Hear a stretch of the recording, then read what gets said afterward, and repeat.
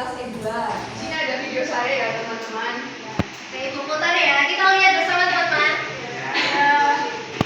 Hai, perkenalkan nama saya Kunci Bernardista, bisa dipanggil Ica dari kelas E2. Di sini saya akan menjelaskan ciri perilaku pada saya dan kak saya.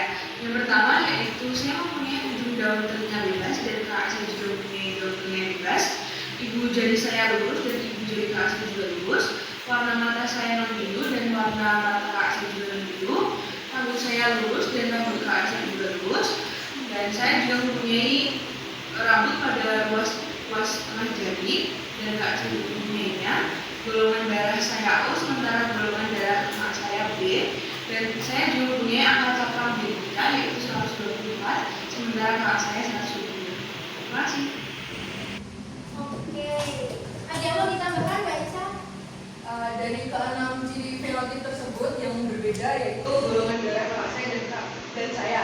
Golongan darah saya yaitu O dan golongan darah kakak saya B, sehingga menciptakan angka cakram genetik yang berbeda. Di saya angkanya 124 dan kakak saya 122. Oke, sudah betul. Kita beri aplaus dulu untuk Mbak Ica. Oke, baik. Sekarang Ibu mau tanya, kalian semua apakah angka dari cakram genetika yang kalian dapatkan dengan angka yang saudara kandung kalian dapatkan itu ada yang sama atau beda semua? Beda semua. Gak ada yang sama beneran? Beda. Oke. Oke, kita lanjut ya teman-teman.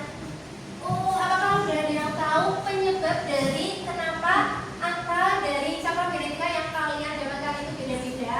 Ada yang udah tahu belum penyebabnya itu sebenarnya apa?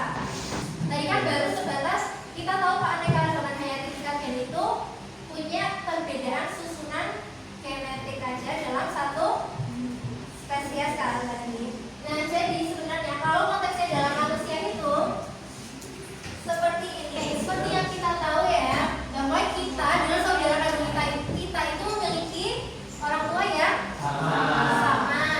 Nah, jadi tiap individu itu sebenarnya memiliki jumlah kromosom yang berjumlah 23 pasang, yaitu terdiri dari 22 pasang kromosom autosomal dan juga satu pasang kromosom seks.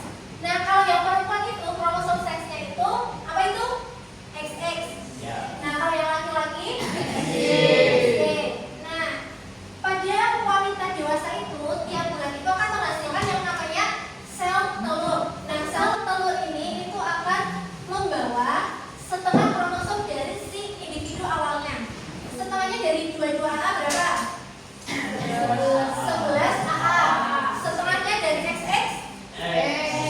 Ketika sel telur sama sel sperma ini itu melebur atau terjadi pembuahan atau terjadi fertilisasi, nah itu akan menghasilkan yang namanya zigot. Nah, zigot ini itu merupakan perpaduan antara kromosom yang dimiliki oleh seorang ibu dan kromosom yang dimiliki oleh seorang ayah.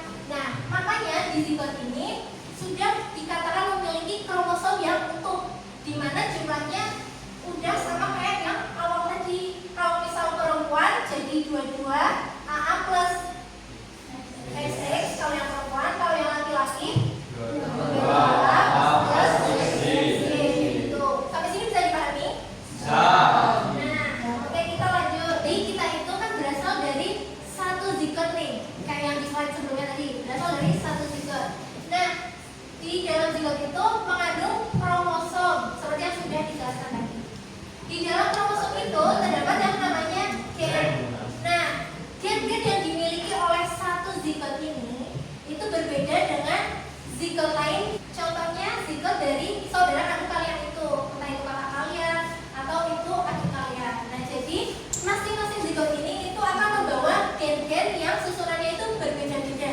Nah, makanya akan menghasilkan fenotip atau penampilan yang bisa kita amati itu berbeda-beda, seperti yang sudah kalian amati yang ada 6 itu kan.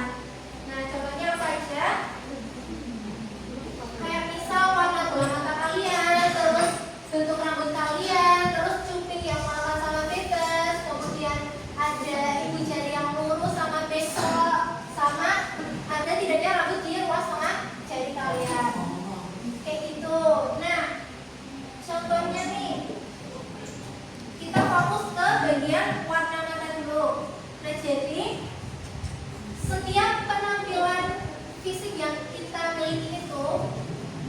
disandi oleh beberapa gen. Ada yang disandi oleh satu gen aja, tapi juga ada juga yang disandi oleh beberapa gen. Nah, contohnya kalau untuk warna mata nih, ada yang namanya gen EYCL1. Nah, itu menyebabkan warna bola matanya apa ini? Biru. Nah, kalau di kita kan umumnya warnanya kalian apa umumnya? Kemarin ada kesempatan. Coklat hitam. Nah, itu gen penyandinya salah satunya adalah EYCL2 gitu. Nah, sama kayak yang warna mata tadi, bahwa bentuk rambut itu juga disandi oleh gen-gen tertentu. Nah, sampai sini ada yang mau ditanyakan? Belum ada? Oke, kalau gitu ada yang mau menyimpulkan pembelajaran hari ini? Oke, Mbak Mulan silakan. Kesimpulannya, kita dengan saudara kandung walaupun punya orang tua yang sama, tetapi punya penampilan yang berbeda karena adanya variasi genetik. Oke, betul banget ya. Beri apa dulu ke Mbak Mulan? Kita aja sama saudara kandung kita itu berbeda, apalagi kalau orang tuanya udah berbeda. Nah, itu kan akan memberikan penampilan fisik, memberikan fenotip yang lebih berbeda gitu. Nah, makanya kita sebagai manusia itu harus bisa yang namanya menghargai orang lain. Kita nggak boleh menjudge ciri-ciri fisik ya, terutama misal kamu kok gendut gitu-gitu, nggak boleh. Kita harus bisa menghargai kalian karena kita sudah tahu bahwa ciri-ciri fisik yang dialami oleh tiap manusia, tiap individu itu karena adanya variasi genetik dalam tubuh seseorang seperti itu. Oke, bisa dipahami sampai sini? Bisa. Oke, karena waktunya sudah habis ya teman-teman, kita akhiri dulu pembelajaran